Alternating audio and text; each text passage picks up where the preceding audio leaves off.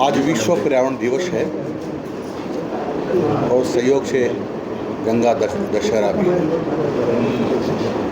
और आज राजस्थान सरकार ने एक कार्यक्रम तय किया है, वंदे गंगा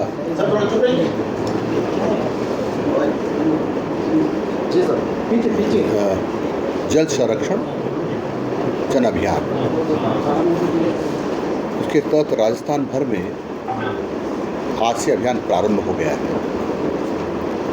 इसमें जल का संरक्षण भी करना है और जल का उपयोग कैसे करें या कम से कम कैसे करें, इस पर भी जागरूकता के लिए कार्यक्रम चलाया जा रहा है। आप सब जानते हैं कि कुछ वर्ष पहले तक, यदि मैं बात करूँ 40 साल पहले की बात,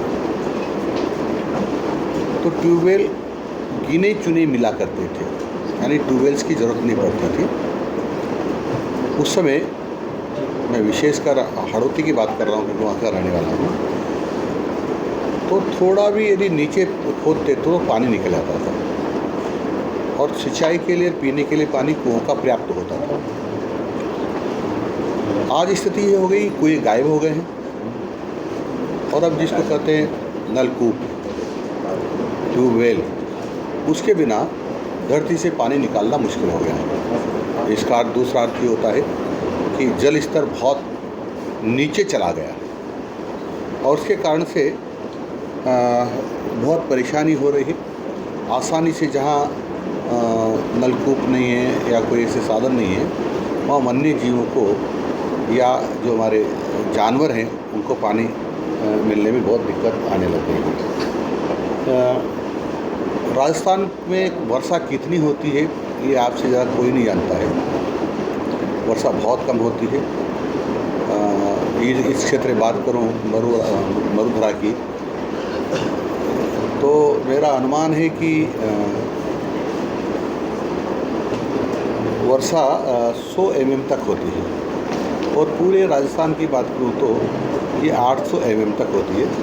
और इधर वर्षा का जो काल होता है सामान्यतः 15 से 17 दिन तक होती है। कुल मिलाकर जो डेज होते हैं बरसात के, वो 17 के आसपास दिन होते हैं। इसके कारण से जो जितना पानी का रिचार्ज की धरती में होना चाहिए वो नहीं हो पा रहा है। जहाँ ज़्यादा बरसात होती है वहाँ का भी पानी बह करके निकल जाता है, हम उसको रोक करके रिचार्ज नहीं कर पा रहे हैं। तो हम सब लोगों को विचार करना पड़ेगा कि ये पानी की स्थिति बहुत ख़राब है हमारे यहाँ। मैं यदि आपको बात करता हूँ पूरे देश की, तो 4% शुद्ध जल है हमारे पास। भारत में हमारे पास 4%, विश्व का पूरे विश्व का 4% है, जबकि विश्व की जनसंख्या का हमारा हिंदुस्तान में 17% जनसंख्या है। और ज़मीन हमारे पास 2.3% है। प्रति व्यक्ति यदि हम मिनिमम पानी चाहिए, जिसको हम करते हैं चेतावनी के स्तर पर, तो हमको 1700 क्यूबिक मीटर पानी प्रति व्यक्ति प्रति वर्ष चाहिए, मिनिमम है। और यदि हम 1955 की बात करते हैं तो उसमें 5200 समथिंग 270 क्यूबिक मीटर प्रति वर्ष प्रति व्यक्ति जल चाहिए था। वो अब हमको 1496 क्यूबिक मीटर प्रति व्यक्ति प्रति वर्ष जल मिल रहा है, जो चिंता का विषय है, सबके लिए चिंता का विषय है। क्योंकि 1700 तो अलार्मिंग होता है, यानी अलार्म से नीचे हम चले गए हैं। राजस्थान में प्रति व्यक्ति जो वर्षा का जल की उपलब्धता है वो 780 क्यूबिक मीटर है और एक अनुमान के अनुसार 250 तक ही है 450 क्यूबिक मीटर प्रति व्यक्ति प्रति वर्ष रह जाएगा। कहाँ हमको 1700 की ज़रूरत है मिनिमम, और 450 क्यूबिक मीटर प्रति वर्ष प्रति व्यक्ति रह जाएगा। तो ये हम सब लोगों के लिए बहुत चिंता का विषय है। राजस्थान की बात करते हैं हम लोग, तो हमारा जो क्षेत्रफल है हिंदुस्तान की तुलना में 10.4% है और जनसंख्या जो है वह 5.5% है और सतही जल हमारे पास 1.16 प्रतिशत है। यानी क्षेत्रफल हमारा हिंदुस्तान का क्षेत्रफल, राजस्थान का क्षेत्रफल हिंदुस्तान की तुलना में तो 10.4% है। जनसंख्या की तुलना करते तो 5.5% है। और यदि जल की बात करते हैं तो 1.16% है, जो बहुत कम है, बहुत कम है। और इसके कारण से हमारा अस्तित्व खतरे में आने की संभावनाएं पूरी बन रही हैं। जो ज़मीन से हम पानी का दोहन करते हैं वो 1984 तक 35% था, जो अब बढ़ कर के 150% हो गया है। ये भी हमारी चिंता का विषय है।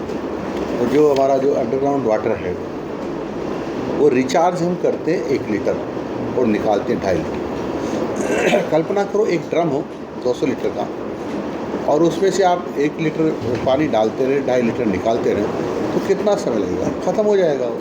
इसी प्रकार से इस ज़मीन में से जब हम पानी निकाल रहे हैं 2.5 लीटर और डाल रहे हैं 1 लीटर, तो निश्चित रूप से कमी आने की बहुत। और इसीलिए हम सब लोगों ने कहा कि आज के दिन हम सब लोगों को शपथ लेना चाहिए कि पानी को बचाएं, पानी का संरक्षण करें और इसका सदुपयोग करें, दुरुपयोग न करें। और अभी पर्यावरण को नुकसान पहुंचाने के लिए भी बहुत सारी बातें हमारे पास है, नासमझी हम कर रहे हैं। और मैं इसलिए कर रहा हूँ नासमझी में कि पॉलीथीन का उपयोग हम जम कर के कर रहे हैं, पूरी तरह से कर रहे हैं। पॉलीथीन क्या नहीं करती है? पॉलीथीन हम सबको मारने का भी काम करती है, बीमारियाँ पैदा करती है। इसको जला देते हैं तो जहरीली गैसें निकलती है। और यदि हम इसको खुला छोड़ देते हैं तो गोमाता खा जाती है। और गंदगी जहाँ ज़्यादा होती है वहाँ कार्बन डाइऑक्साइड का उत्सर्जन ज़्यादा होता है। कार्बन डाइऑक्साइड का उत्सर्जन ज़्यादा होता है, वहाँ स्वतः ही ऑक्सीजन की कमी हो जाती है। ऑक्सीजन की कमी और कार्बन डाइऑक्साइड की अधिकता कार्बन मोनोऑक्साइड जैसी जहरीली गैस का उत्सर्जन करती है। तो ये जो पॉलीथीन को जलाने से जो गैसें निकलती है और गंदगी से जो गैसें होती हैं, ये सब वायुमंडल में विचरण करती रहती है, सांस के माध्यम से हमारे शरीर में जाती है और अनेक प्रकार की बीमारी को पैदा करती है। इसी प्रकार से पॉलीथीन में कुछ खाद्य पदार्थ हम ले जाते हैं, पेय पदार्थ ले जाते हैं, तो उससे भी कैंसर की बीमारियां पैदा होती हैं। यानी कुल मिलाकर WHO के आंकड़े ये हैं, जिसको विश्व स्वास्थ्य संगठन कहते हैं। उसके आंकड़ों के अनुसार मैं आपको बताऊं तो 7.5 लाख लोग हर साल राजस्थान में दम तोड़ते हैं पॉलीथीन और गंदगी के कारण से। 7.5 लाख लोग, मैं बार बार दोहरा रहा हूँ इस बात को, कि पॉलीथीन और गंदगी के कारण से 7.5 लाख लोग राजस्थान में दम तोड़ते हैं। अब उनको तो बचाना होगा, पर्याप्त प्रयत्न करना होगा, और नहीं बचेंगे तो सिलसिला बढ़ गया तो और ज़्यादा हो सकता है।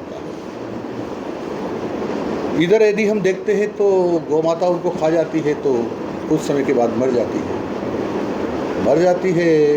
इधर लोगों ने क्या, गौ माता को डंडे मार करके घर के बाहर निकाल दिया। लोग निगाह चुका करके बूचड़ खाने ले जाते, लोग वहाँ काट के खा जाते हैं या काट के खिला देते हैं। धीरे धीरे ये स्पीड जारी, प्रवाह जारी रहा तो मैं समझता हूँ धरती माता से, यानी विशेषकर भारत की धरती से ये गौ माता गायब हो जाएगी। गौ माता गायब हो जाएगी तो हमारा अस्तित्व खतरे में आ जाएगा। मैं इसलिए कर रहा हूँ ये बात क्योंकि हमारे किसानों ने अधिक उत्पादन करने के लिए, हम सब देशवासियों को पेट भरने के लिए पेस्टिसाइड और यूरिया और DAP का उपयोग किया। धीरे धीरे हमारी जो खेती योग्य मिट्टी है उसका स्वास्थ्य खराब होता है। और वो स्वास्थ्य यदि और ख़राब हो जाएगा तो मिट्टी ऐसा कहेगी हम सब लोगों से कि मैं खाद्यान्न नहीं रह सकता, और वह कहेगी कि मेरा दुर्भाग्य है कि मेरे बच्चों को मेरे सामने में तड़पते हुए देखूं। तो फिर मिट्टी का स्वास्थ्य ठीक कौन करेगा? और मिट्टी का स्वास्थ्य ठीक नहीं हुआ तो हम सब लोग मरने वाले हैं।